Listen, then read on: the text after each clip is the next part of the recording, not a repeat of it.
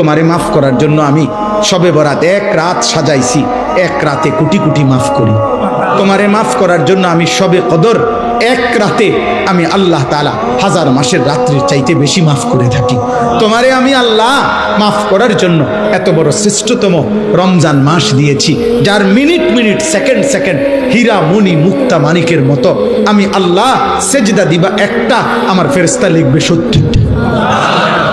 আমি আল্লাহ রহমত দিয়া সাজাইছি, মাগফিরাত দিয়া সাজাইছি, জাহান্নাম থেকে নাজাত দিয়া সাজাইছি। আমি আল্লাহ বৃহস্পতিবার দিবাগত রাতে গুনাহ মাফ করে থাকি। প্রত্যেক দিন তাহাজ্জুদ নামাজের ওয়াক্তে গভীর রাতে কোটি কোটি বান্দা আমি মাফ করি। তাহলে মাফ করার জন্য প্রতিদিন রাত্রে ঠিক করছি, বৃহস্পতিবার রাত্রে ঠিক করছি, শবে বরাত ঠিক করছি, শবে কদর ঠিক করছি, পুরাটা রমজান ঠিক করছি। এছাড়াও বান্দা 90 বছরের গুনাহ নিয়েও যদি কেউ আসে, আমি আমার বন্ধুকে বলছি, বন্ধু যদি সে সত্যিকার তওবা করে আমি একসাথে মাফ করে দেব।